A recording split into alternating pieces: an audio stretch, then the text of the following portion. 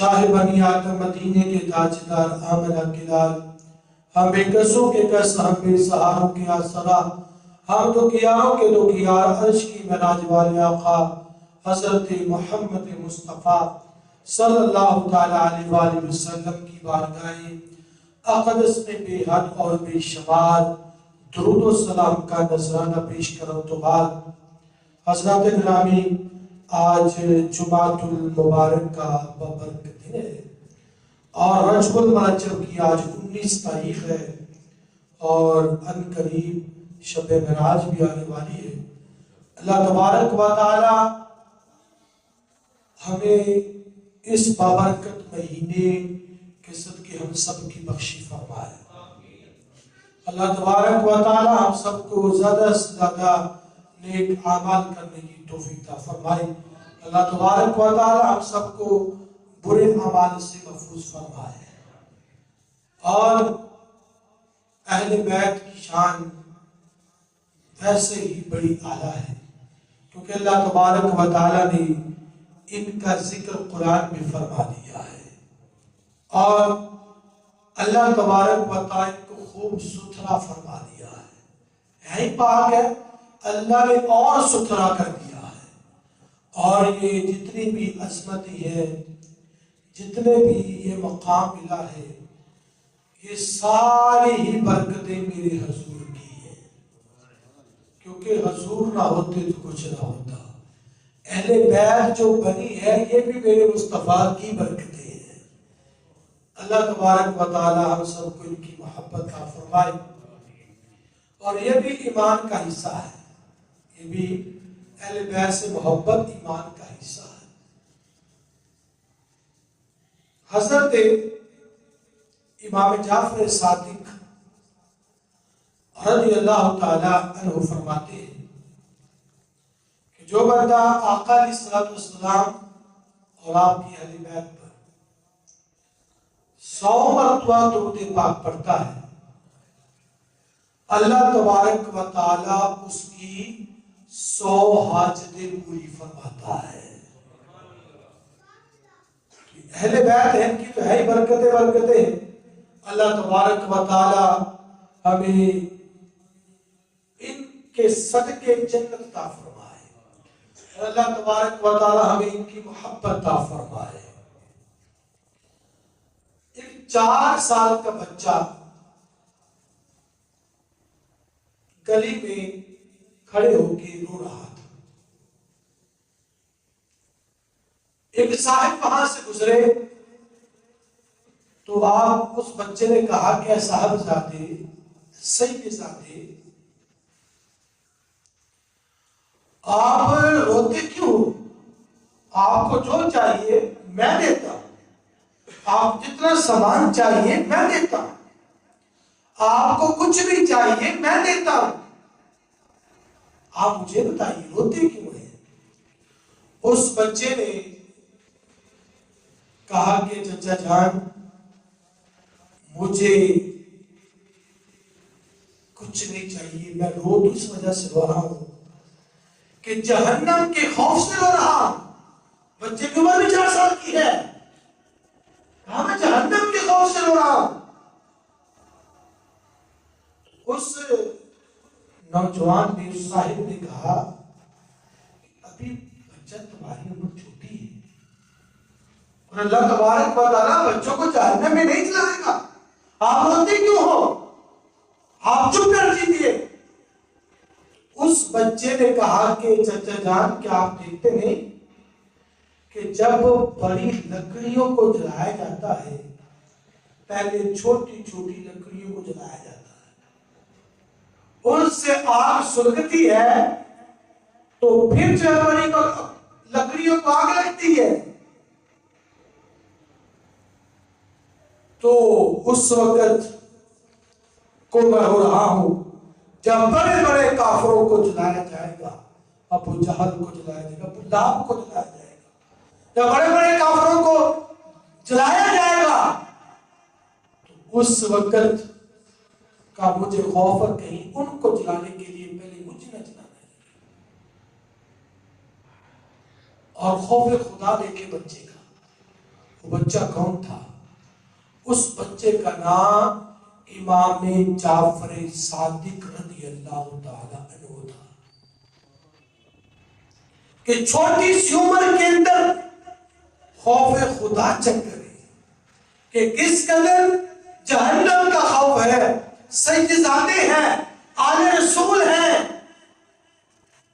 اور اماموں میں سے ان کا نام بھی آتا ہے۔ وہ اس قدر خوف خدا کر رہے ہیں۔ اور امام جعفر صادق رضی اللہ تعالیٰ عنہ آج انہی کے متعلق ہم گفتگو کریں گے۔ امام جعفر صادق رضی اللہ تعالیٰ عنہ حضرت امام باقر رضی اللہ تعالیٰ عنہ کے بیٹے ہیں، اور امام باقر جو ہیں وہ زین العابدین کے بیٹے ہیں۔ زین العابدین آپ کو پتا ہے امام حسین کے بیٹے ہیں، اور امام حسین مولا مشکل کشا کے بیٹے ہیں، اور آپ کی جو والدہ والدہ ہے ام فروا، وہ حضرت بکر صدیق رضی اللہ تعالی عنہ کی پوتی جان ہے۔ یوں کہہ لیں کہ امام جعفر صادق رضی اللہ تعالی عنہ والد صاحب کی طرف سے علوی ہے اور ماں کی طرف سے صدیقی ہے۔ یہ آپ کو اعزاز حاصل ہے، اور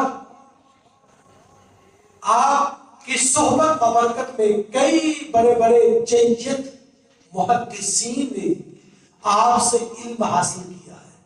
ان میں سے جن کی آج ہم اہل سنت تقلید کرتے ہیں، امام اعظم ابو حنیفہ رحمت اللہ تعالی علیہ، جن کی آج ہم تقلید کرتے ہیں، یہ بھی امام جعفر صادق رضی اللہ تعالیٰ عنہ کے پاس 2 سال تک رہے، اور امام جعفر صادق رضی اللہ تعالیٰ عنہ تابعین میں سے ہے، صحابی کے بعد، کیونکہ انہوں نے 2 یا 3 صحابہ کرام کی زیارت کی ہے، تو یہ تابعین میں سے ہے۔ تو امام اعظم ابو حنیفہ رحمت اللہ تعالیٰ علیہ فرماتے ہیں کہ اگر امام جعفر صادق نہ ہوتے تو نعمان بن ثابت ہلاک ہو جاتے، کیا آپ کا نام نعمان بن ثابت ہے۔ امام اعظم اتنے بڑے امام ہو کر انہوں نے بھی فیض جو ہے وہ امام جعفر صادق رضی اللہ تعالیٰ سے حاصل کیا ہے۔ اور امام جعفر صادق کے بیٹے ہیں امام موسیٰ کاظم رضی اللہ تعالیٰ عنہ۔ انہوں نے اپنے بیٹے کو کچھ نصیحتیں کی ہیں۔ امام جعفر صادق نے اپنے بیٹے امام موسیٰ کاظم کو کچھ نصیحتیں کی ہیں۔ میں بیٹا اگر تم میری نصیحتوں پر عمل کرو گے دنیا میں بھی کامیاب ہو جاؤ گے، آخرت میں بھی کامیاب ہو جاؤ گے۔ پہلی نصیحت آپ نے فرمائی، بھائی بیٹا مالدار وہ ہے، مالدار وہ ہے جو رب کی تقسیم پر راضی نہیں، اور جو رب کی تقسیم پر راضی نہیں ہے نا، میں کہ وہ فقیر ہو کر مرے گا، اور جو رب کی تقسیم پر راضی نہیں ہے گویا کہ وہ اللہ تبارک و تعالیٰ پر تہمت لگا رہا ہے۔ لہذا رب کی رضا پر راضی رہنا، اس کی تقسیم پر راضی رہنا، یہ اہل ایمان کا شیوا ہے۔ اہل ایمان کو چاہیے کہ وہ رب کی تقسیم پر راضی رہے۔ رب نے جس کو جو بھی دیا ہے وہ کسی دوسروں پر نظر رکھے۔ فرمایا کہ امام جعفر صادق رضی اللہ عنہ فرماتے ہیں کہ جو دوسروں کے مال پر نظر رکھتا ہے وہ خود فقیر ہو کر مرے گا۔ ہمیں جو رب نے دیا ہے اس پر راضی رہنا ہے، اور جو دوسروں کو رب نے دیا ہے ہمیں اس پر نظر نہیں رکھنی ہے، اور پھر آپ نے اپنے بیٹے کو نصیحت فرمائی، دوسری نصیحت فرمائی، ہمارا بیٹا کبھی بھی دوسروں کے عیب تلاش کرنے کی کوشش نہ کرنا، کبھی بھی دوسروں کے عیب تلاش کرنے کی کوشش نہ کرنا، اگر مل جائے تو ظاہر نہ کرنا۔ اگر تم لوگوں کے عیبوں کو ظاہر کرو گے اللہ تمہارے عیبوں کو ظاہر فرما دے گا۔ کسی کے عیبوں کو ظاہر نہیں کرنا چاہیے۔ اور فرمایا کہ جو کسی کے لیے گڑھا کھودتا ہے وہ خود اس میں گرتا ہے، کسی کے لیے گڑھا کھودتا ہے وہ خود اس میں گرتا ہے۔ آسان لفظوں میں یوں کہہ لیجئے، ہم کسی کے لیے برا سوچیں گے تو ہمارے ساتھ خود برا ہو جائے گا۔ ہمیں کسی کے لیے برا نہیں سوچنا ہے، ہمیشہ اچھا سوچنا ہے۔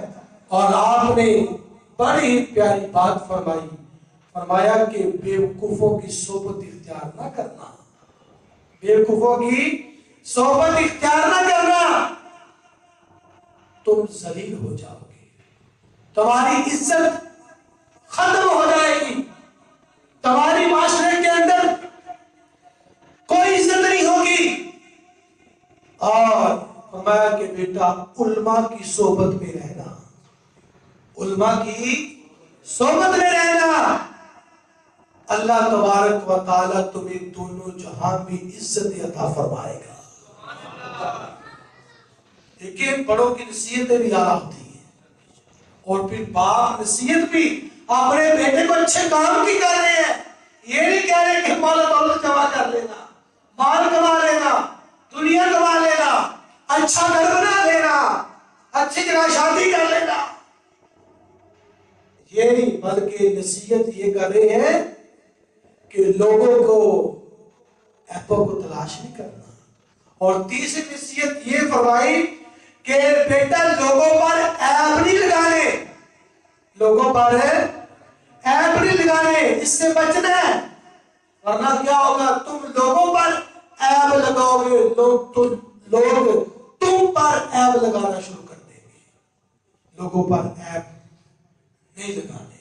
اور فرمایا بیٹا فضول باتوں سے بچنا ورنہ تمہاری عزت کم ہو جائے گی۔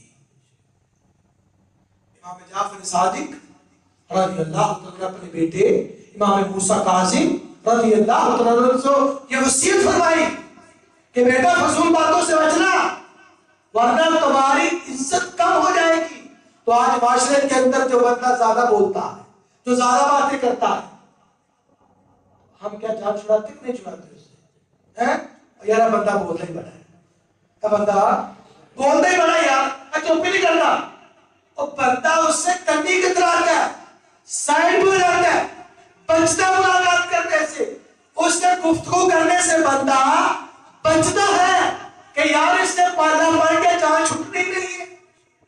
تو اس لیے جو کم بولتا ہے اس کی عزت بھی زیادہ ہوتی ہے، اور جو کم بولتا ہے غلطیاں بھی کم کرتا ہے، جو زیادہ بولتا ہے غلطیاں بھی زیادہ کرتا ہے، جو کم بولتا ہے اس کو لوگوں سے معذرت نہیں کرنی پڑتی، اس کو سوری نہیں بولنا پڑتا، جو زیادہ بولتا ہے اس کو لوگوں سے معافی بھی مانگنی پڑتی ہے اور سوری بولنی پڑتی ہے کہ بھائی جان معاف کر دیجئے میں نے غلطی کر لی ہے۔ تو یہ بڑوں نے جو ہمیں وصیتیں فرمائی ہیں، نصیحتیں، ہمیں اس پر عمل کرنا چاہیے۔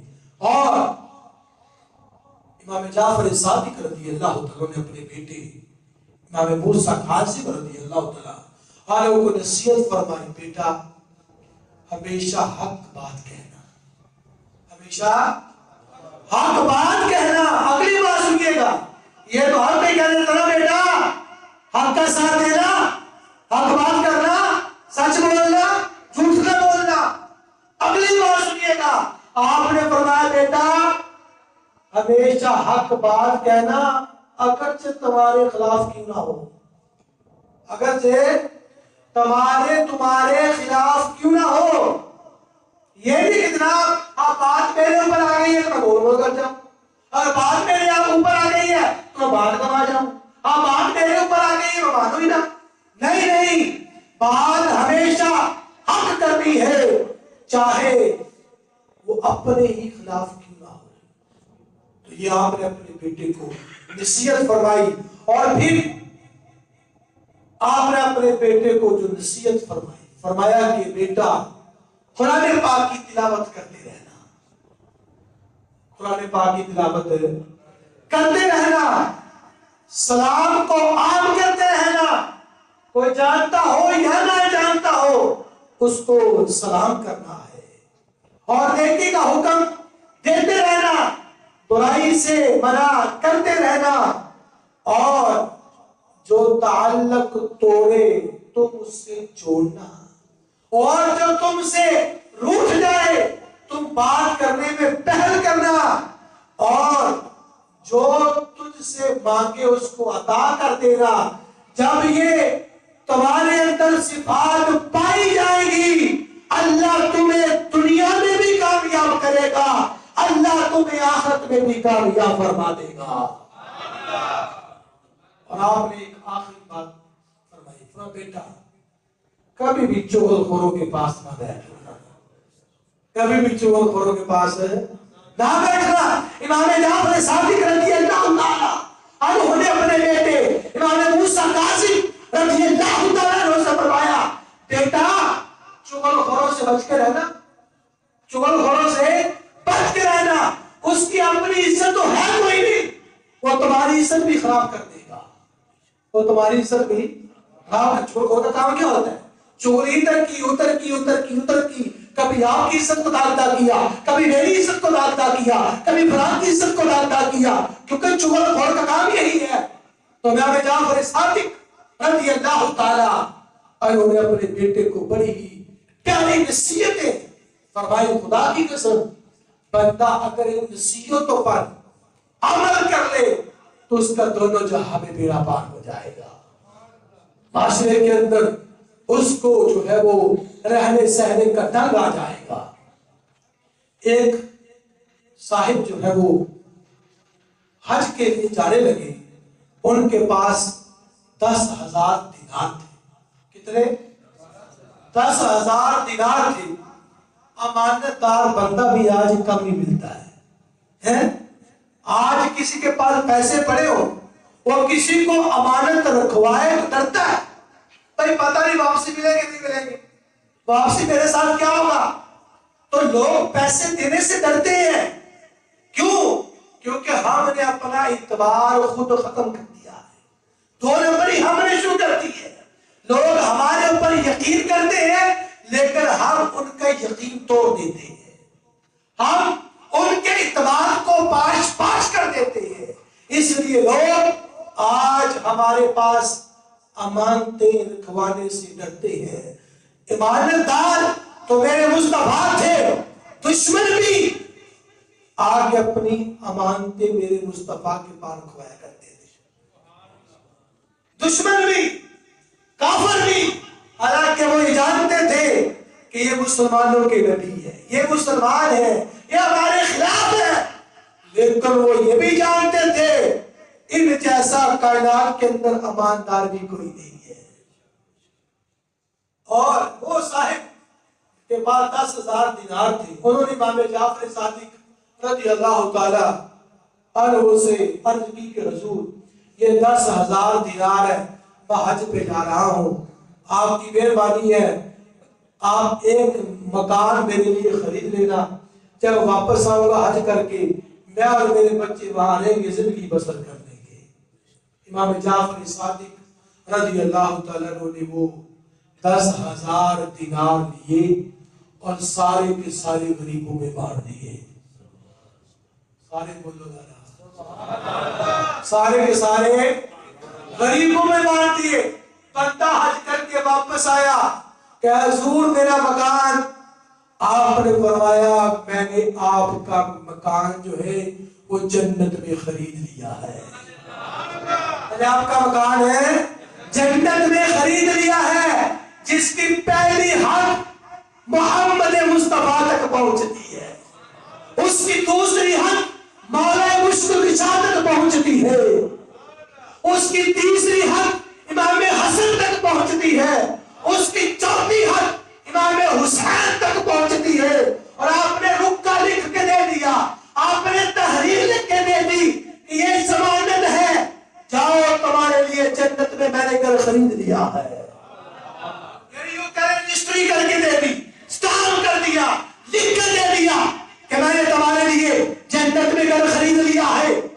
اب وہ بندہ خوشی خوشی اس نے لیا، چلا گیا، راضی ہو گیا کہ یار جنت مل گئی، دنیا کا کیا ہے، دنیا تو ختم ہو جائے گی، دنیا بنا ہو جائے گی، دنیا سے چلے جانا ہے۔ اس بندے نے قبول کیا، قبول کرنے کے بعد وہ گھر چلا گیا، خدا کی کرنی بندہ بیمار پڑ گیا، بندہ بیمار پڑ گیا۔ اب چند دن گزرے، اس کا انتقال ہو گیا۔ اس نے گھر والوں کو وصیت کی تھی کہ جب میرا انتقال ہو جائے، یہ جو رکا امام جعفر صادق رضی اللہ تعالی عنہ نے لکھ کر مجھے دیا ہے، یہ رکا میری قبر میں میرے ساتھ رکھ دینا، کیونکہ کل وہاں پہ جا کے میں یہ فرشتوں کو دکھا سکوں گا۔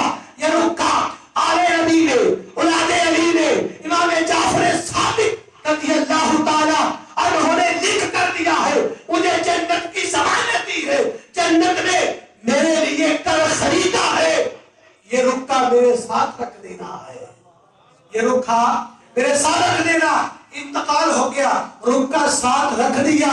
جب صبح کو قبرستان پہ دفن کرنے کے بعد اگلے دن جب صبح قبرستان پہنچے، ایک رکا قبرستان قبر کے اوپر پڑا ہوا تھا، اٹھا کے دیکھا، اس پہ لکھا تھا کہ امام جعفر صادق نے اس بندے کے ساتھ جو وعدہ کیا تھا، اس کے رب نے اس وعدے کو پورا کر دیا ہے۔ اس وعدے کو پورا کر دیا۔ لکھنے والے کون تھے؟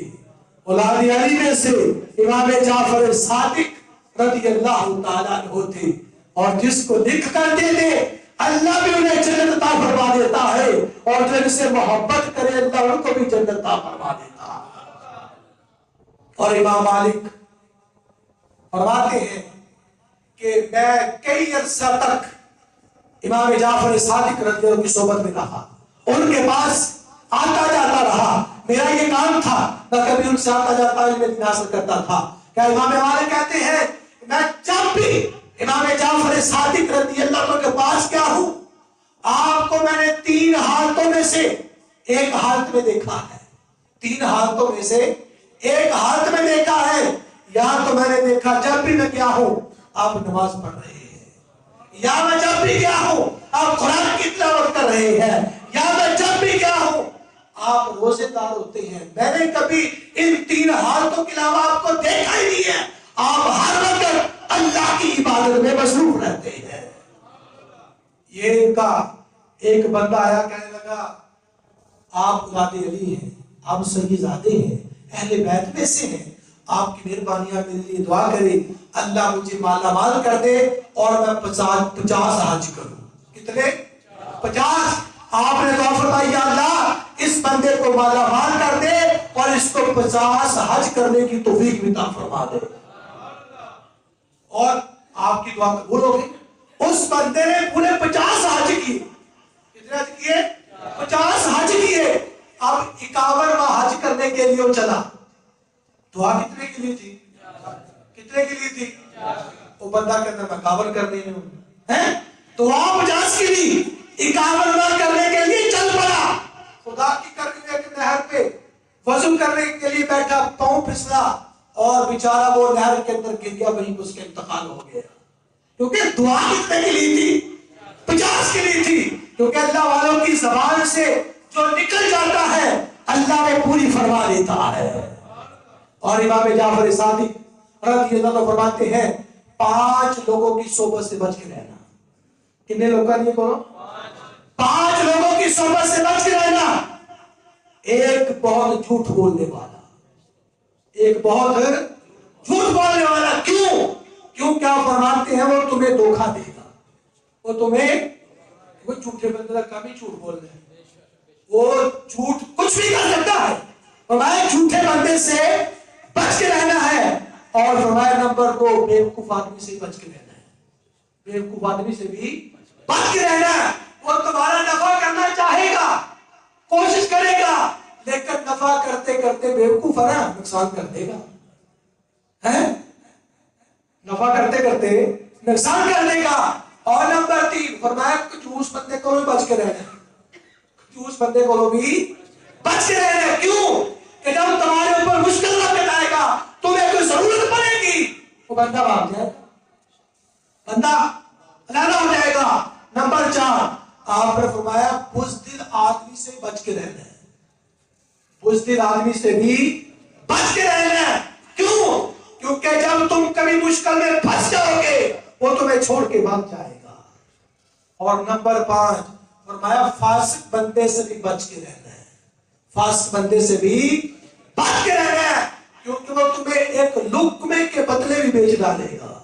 ان 5 بندوں سے بچ کے رہنا ہے، کیونکہ امام جعفر صادق رضی اللہ اپنے بیٹے کو بھی بڑی نصیحتیں پیاری پیاری فرمائی، اور لوگوں کو بھی یہ نصیحتیں کر کے کہ لوگوں جھوٹ بولنے والے سے بچ کے رہنا ہے، اور بیوقوف بندے سے بچ کے رہنا ہے، کنجوس بندے سے بچ کے رہنا ہے، بزدل آدمی سے بچ کے رہنا ہے، اور فاسق بندے سے بچ کے رہنا ہے۔ اگر تم ان سے بچ گئے تو تمہاری زندگی بڑی آسانی سے گزر جائے گی۔ کیونکہ دنیا کے اندر ہے یہ لوگ بیوقوف بھی ملیں گے، کنجوس بھی ملیں گے، بزدل ملیں گے، فاسق ملیں گے، جھوٹے ملیں گے، ہر طرح کے لوگ ملیں گے، لیکن ایک بات جو آپ نے اپنے بیٹے کو نصیحت فرمائی کہ بیٹا بیوقوفوں کی صحبت میں نہیں بیٹھنا ہے، ان سے بچ کے رہنا ہے، وہ تمہاری عزت خراب کر دیں گے، اور علماء کی صحبت میں بیٹھنا ہے، اللہ تمہیں عزت بھی دے گا اور دونوں جہاں میں کامیاب بھی فرما دے گا۔ اللہ تبارک و تعالی ہمیں اہل بیت کی محبت عطا فرمائے، اللہ تبارک و تعالی ہمیں اہل بیت کے ہر فرض سے پیار کرنے کی توفیق عطا فرمائے۔ اللہ تبارک و تعالی جو ہے وہ ہم سب کے حال پر رحم فرمائے۔